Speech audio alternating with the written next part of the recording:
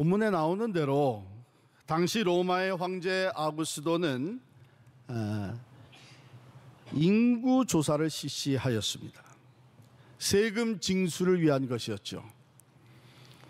여기 보면은 천하로 다 호적하라 이렇게 됐는데, 천하는 사실 로마의 통치력 내에 있는 모든 사람들에게 호적의 의무를 부과시킨 것입니다.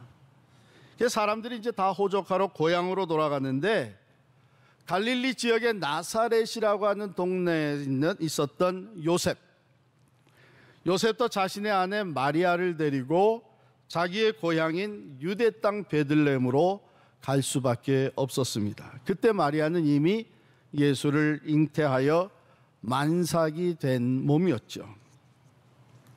그 거리가 어느 정도 되는가?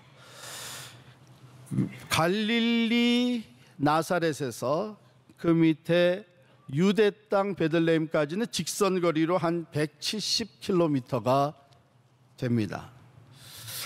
그런데 당시의 사람들은 그 두 지역 사이에 있는 사마리아를 지나다니지 않았습니다. 왜냐하면 유대인들이 사마리아인들과 상종을 하지 않았기 때문에 결국 돌아서 요단강을 건너서 다시 사마리아를 지난 후에 다시 요단강을 건너 유대 땅으로 들어가곤 했습니다. 그러니까 실제 여행 거리는 약 230km가 되는 거예요.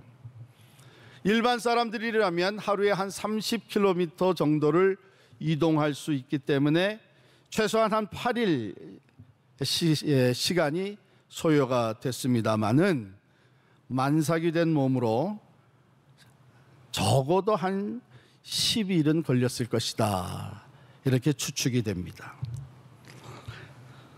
본문에는 첫 아들을 다, 이제 베들레헴에 가서 첫 아들을 다 강보로 싸서 구유에 뉘었으니 라고 했습니다. 구유란 말, 우리가 이제 어려서부터 크리스마스를 지내고 성탄절 때에 구유 말구유 얘기를 많이 듣다 보니까 굉장히 우리가 구유를 로맨티사이즈 시키고 있는 경향이 있는데, 구유라고 하는 것은 말 그대로 가축의 여물통이죠. 여물통, 가축의 먹이를 담아 놓는 그 그릇입니다. 왜 아들을 낳아 구유에 뉘었을까? 왜 하나님은 그의 독생자를 온 세상의 구주로 보내시면서 베들레헴에 탄생케 하시고 그리고 구유에 뉘게 하셨을까?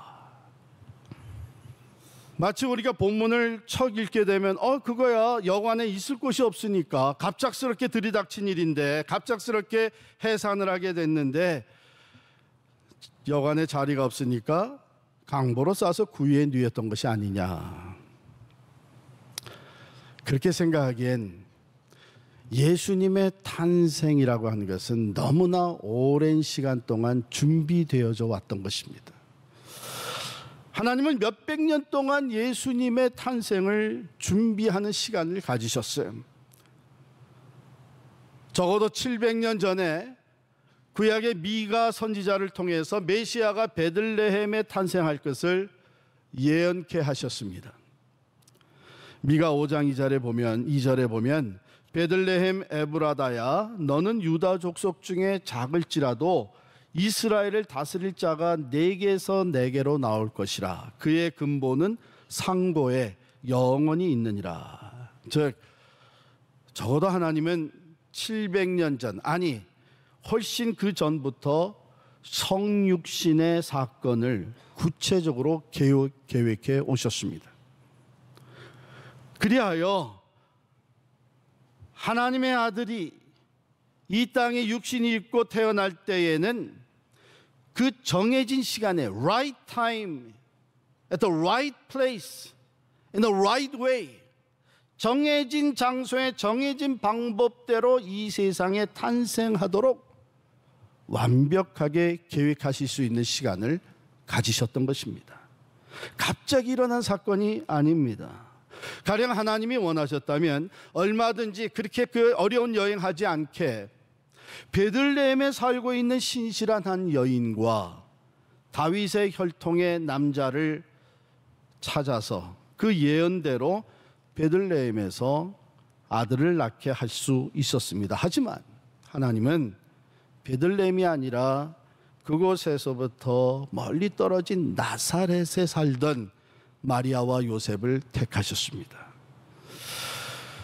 탄생이 예언되었던 그곳 베들레헴에서부터 멀리 떨어진 동네에서 잉태를 하게 만드셨습니다. 그리고 그 예언의 성취를 위해서 베들레헴에서 탄생하셔야 되기 때문에 베들레헴으로 옮기게 하는 일도 사실은 집안의 갑작스러운 급한 일이라든지 가까운 친지의 장례라든지 뭐 이런 퍼스널한 일로 얼마든지 베들레헴으로 가게 만들 수 있었을 것입니다. 그러나 하나님 그렇게 하지 않았고 로마 제국의 인구조사라는, 즉 당시 세상에서 가장 큰 권력자인 로마 황제를 움직여서 그의 통치령에 모든 사람들이 고향으로 돌아가 호적을 하게 만들었습니다.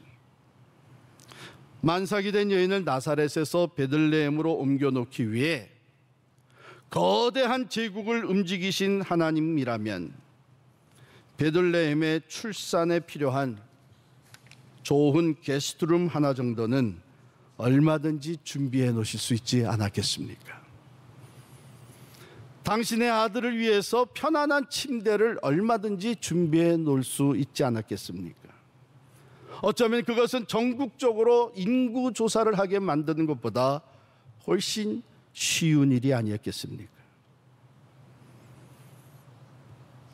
그러나 아기 예수께서 말구유, 염을 통해 누이게 된 것은 바로 그것이 하나님께서 준비하신 정확한 장소였기 때문입니다.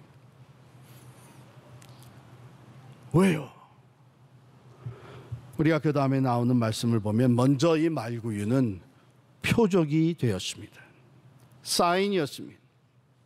예수님이 탄생하시자 천사들이 하늘에서 메시지를 전합니다. 누구에게요? 들에서 양을 치던 목자들에게 메시지를 전하는데 그 메시지는요, 참으로 믿기 어려운 메시지였어요. 2장 11절에 보면 오늘 다윗의 동네에 너희를 위하여 구주가 나셨으니 곧 그리스도 주시니라. 이 메시지에 세 가지 타이틀이 들어가 있는데 The Savior, The Christ, and the Lord. 구주가 나셨고 그리스도시고 주시니라. 여러분, 일상생활 반복되는 가운데 들에서 양을 치던 목자들이 갑자기 천사가 나타난 것도 참으로 희한한 일인데, 믿어지지 않는 상황인데 거기서 들려온 메시지가 오늘 구세주가 나셨다, 오늘 약속된 메시아 그리스도가 탄생했다, 오늘 만유의 주가 나셨다. 이거를 쉽게 믿을 수 있었겠어요? 역사에서 어느 왕도 태어나서 염을 통해 뉘어진 왕은 없습니다. 그래서 당연히 동방에서 별을 보고 아기 예수를 경배하기 위해서 찾아오던 동방 박사들이 잠시 그 별이 사라지자 누구에게 찾아갔어요? 예루살렘 헤롯 왕궁에 가서 묻습니다. 유대인으로 나신 왕이 어디 있습니까? 왕이 태어났다면 왕궁에서 태어나든지 아니면 적어도 왕궁에서는 알고 있을 것이다. 당연하죠. 그런데 왕으로 오신, 구세주로 오신 그리스도 주께서 가축들이 있는 염을 통해 누였습니다. 목자들에게 가서 이 왕을 찾아 만나라. 그 왕권이, that kingship is so different from other kingships. 다른 왕권하고 얼마나 다른지를 가서 한번 봐라. 가축의 여물통에 누워 있는 왕. 목자들은 한마디도 할 수 없었을 거예요. 이걸 믿어야 되나? 하늘에서는 그때에 영광스러운 찬송이 울려 퍼졌습니다. 지극히 높은 곳에서는 하나님께 영광이요, 땅에서는 하나님이 기뻐하신 사람들 중에 평화로다. Glory to God. 구세주가 여물통에 탄생하셨다. Glory to God. 메시아가 메인저에 누워 계시다. Glory to God. The Lord is laid down in a manger. Glory to God. 지극히 높은 곳에서 지극히 낮은 곳까지 하나님께 영광, 영광, 영광이었습니다. What a God. What a Savior. 놀라운 하나님, 놀라운 구세주의 탄생이십니다. 그러므로 말구 위에 탄생케 하신 것은 그것이 표적이 되게 하시기 위함입니다. 두 번째로 말구 위에는 제자의 길을 얘기해 줍니다. 당시에 경건한 종교인들이라고 하는 바리새인들에게 천사가 나타나지 않았습니다. 천대받고 죄인 취급받는 목자들에게 나타났습니다. 그리고 하늘의 메시지와 찬양이 울려 퍼졌습니다. 지극히 높은 곳에서는 하나님께 영광이요, 땅에서는 하나님이 기뻐하신 사람들 중에 평화로다. 하나님이 기뻐하신 사람들. 또 한 번 길을 가면서 어떤 사람이 예수님께 물었어요. 어디로 가시든지 나는 따르리이다. 예수님께서 그에게 말씀하셨습니다. 여우도 굴이 있고 공중의 새도 집이 있으되 인자는 머리 둘 곳이 없도다.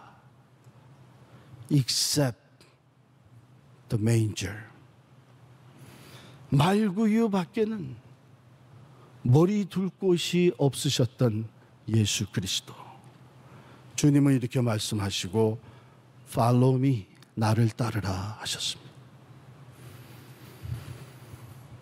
말구유는 제자의 길을 우리에게 제시해 준 곳이었습니다. 진정으로 예수를 따르는 사람들이 있는 그대로 받아들여 오늘날 예수를 따른다고 하면서 환경을 탓하고 시설을 탓하고 어려움이 있다고 불평하고 알아주지 않는다고 섭섭해하는 사람들이 얼마나 많습니까?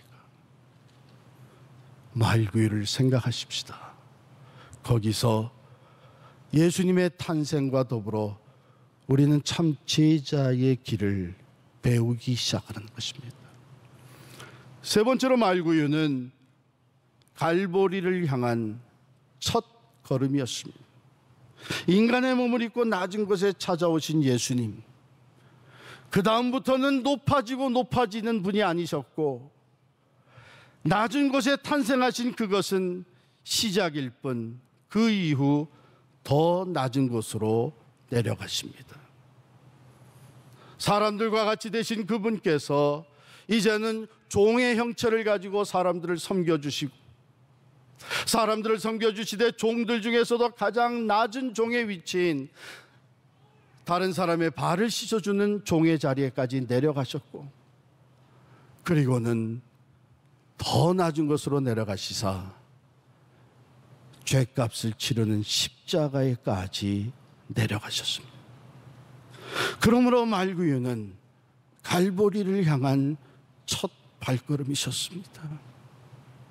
오늘 얼마나 많은 사람들이 말구유, 베들레헴 말구유에 탄생하신 예수를 믿음으로 말미암아 이제 내가 높아지고 성공하고 출세할 것을 기대하면서 신앙생활을 합니까? 어찌 보면 그거는 매우 이율배반적인 신앙이에요. 왜요? 예수님의 말구유는 갈보리를 향한, 갈보리로 내려가는 첫 발걸음이셨습니다. 사도 바울은 그것을 이렇게 정리해 줍니다. 빌립보서 2장 5절부터 보면, 그는 근본 하나님의 본체시나 하나님과 동등됨을 취할 것으로 여기지 아니하시고 오히려 자기를 비워 종의 형체를 가지사 사람들과 같이 되셨고 사람의 모양으로 나타나사 자기를 낮추시고 죽기까지 복종하셨으니 곧 십자가에 죽으심이라. 그렇게 낮은 곳에 탄생하시고 계속 낮아지시고 낮아지셔서 십자가에서 구원을 이루셨습니다. 그 모든 하나님의 약속의 말씀을 성취하시는 메시아 역할을 감당하셨습니다. 그렇게 온 세상을 다스리시는 Lord, 주가 되셨습니다. 영원하신 하나님, 그 하나님과 동등하신 성자 예수께서 염을 통해 오시고 그리고 십자가에서 고난을 받으심으로 참 구주와 메시아와 또한 주가 되신 것입니다. 그분은 우리를 향해 이렇게 말씀하십니다. 누가복음 14장 33절에 보면, 이와 같이 너희 중에 누구든지 자기의 모든 소유를 버리지 아니하면 능히 내 제자가 되지 못하리라. 예수의 제자가 되는 것, 그 길은 낮은 곳입니다. 거친 길입니다. 그러나 그 주님과 함께 그 길을 가는 것보다 더 큰 기쁨은 없습니다. 왜냐하면 그 길은 생명의 길이기, 은혜와 진리가 충만한 길이기 때문이지요. 하나님의 영광을 보게 되는 길이기 때문입니다. 사도 요한은 이 성육신의 사건을 요한복음 1장 14절에 이렇게 기록을 합니다. 말씀이 육신이 되어 우리 가운데 거하심에 우리가 그의 영광을 보니 아버지의 독생자의 영광이요 은혜와 진리가 충만하더라. 우리가 다 그의 충만한 데서 받으니 은혜 위에 은혜로라. 본래 하나님을 본 사람이 없으되 아버지 품속에 있는 독생하신 하나님이 나타내셨느니라. 어떻게?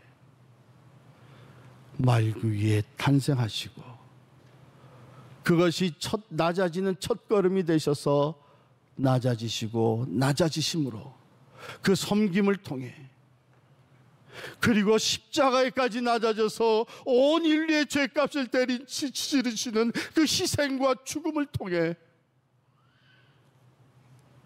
독생하신 하나님이 나타내 보여졌습니다.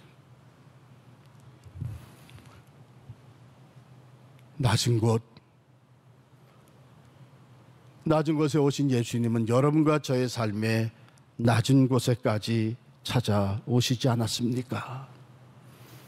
죄인된 우리들, 그 자리에, 죄로 말미암아 하나님과 원수된 그 자리에, 죄로 인하여 심판과 죽음에 처한 그 낮은 자리에 주님이 우리를 찾아오셨습니다. 그 은혜와 사랑 때문에 우리가 어둠에서 빛으로, 사망에서 생명으로 나오게 되었고, 하나님과 원수되었던 우리들이 하나님의 자녀가 되는 권세를 얻게 되었습니다. 그 주님은 나를 따라오라고 말씀하십니다. 낮은 곳으로, 우리가 처했던 낮은 곳에 오신 예수를 본받아 우리 또한 낮은 곳에 내려간다고 하는 것은 무엇을 의미합니까? 어쩌면 우리들은 이런 말씀을 들을 때 곧잘 홈레스 피플을 생각할 수 있겠죠. 가난한 사람들, 버려진 사람들, 소외된 사람들. 예수를 알지 못하고 아직 죄와 죽음 가운데 처한 영혼들, 그래서 나가서 전도하고 그들을 사랑으로 섬기고 필요하다면 내가 해외까지 가서 선교하는 것이 낮은 곳에 내려간다고 생각하시 맞습니다. 그러나 우리가 그렇게까지 하지 않아도 이미 우리가 살아가는 삶의 영역에는 낮은 곳들이 즐비하게 있습니다. 가족들이 같이 모입니다. 친척들이 모입니다. 잘 나가는 친척들은 쑥쑥 나타납니다. 어려워진 친척들은 친척들 모임에 가는 것도 부담스러워지고 꺼려합니다. 그들이 있는 자리, 낮은 곳입니다. 우리가 일하는 일터에 다 같이 일을 하는 것 같지만 낮은 곳에 있는 동료들이 얼마든지 있습니다. 가정의 어려움 때문에, 자녀들 문제 때문에, 어쩌면 신분 문제 때문에 낮은 곳에 있는 동료들이 얼마나 높아지려고만 하는 사람들 사이에서 소외되고 외톨이가 된 사람들, 심지어는 자기의 문제조차 얘기하기를 꺼려하는 사람들. 왜요? 약점을 보이게 되면 내가 무시를 당하거나 내가 승진하는데 문제가 생길 수 있다고 생각하기 때문에. 여러분, 그런 자리가 낮은 자리 아니겠습니까? 교회에도 낮은 곳이 있습니다. 우리가 예배를 마치고 친교실에 가게 되면 종종 끼리끼리 모입니다. 오래 같이 교회를 섬겨온 사람들, 같이 직분을 맡아 섬기는 사람들. 그런데 그 중에는 교회 나온 지 얼마 안 돼서 아직 아무도 알지 못해 친교실에는 용기를 내서 들어갔지만 한쪽 구석에서 혼자 커피를 마시는 분들이 있습니다. 교회는 나오지만 아직 신앙이 없어서 적응하지 못하는 사람들이 있습니다. 거기가 낮은 자리입니다. 높아지려고만 하는 사람들에게는 그런 모습이 보이지가 않습니다. 그러나 진정 예수 그리스도의 제자 되어 낮은 곳에 오신 예수님을 만나기를 원하고 따르기를 원하고 닮아가기를 원하는 제자들은 그런 사람들이 눈에 비추기 시작을 합니다. 내가 가지 있어야 할 낮은 곳이 바로 그런 곳입니다. 교구가 모일 때도 은사동이 모일 때도 마찬가지입니다. 이 사순절 동안 우리는 그 낮은 곳으로 거기서 놀라운 것을 발견하게 됩니다. 나날이 반복되는 습관적인 신앙생활에서는 개인적으로 체험할 수 없었던 예수님과의 만남이 그곳에서 이루어집니다. 왜요? 주님은 낮은 곳에 먼저 가시기 때문입니다. 어두운 세상에 살면서 하나님의 영광을 보게 된 것이 바로 그 낮은 자리라고 말씀하셨습니다. 그 낮은 곳에서 우리는 진짜 살아 움직이는 참 생명력을 느끼게 됩니다. 왜? 그 생명이 예수로부터 나오기 때문입니다. 이 사순절에 우리가 살아가는 이 세상은 몽땅 높아지려고만 하는 이 세대 가운데 사랑하는 성도 여러분, 주님이 가신 그 낮은 곳에 우리도 가 있기를 원합니다. 진정 예수님을 만나고 예수님을 배우고 예수님을 닮아갈 수 있는 자리가 바로 그 낮은 자리인 것을 기억하면서 이 사순절 주님과의 깊은 만남이 이루어지는 여러분과 저의 삶이 될 수 있기를 간절히 축원합니다.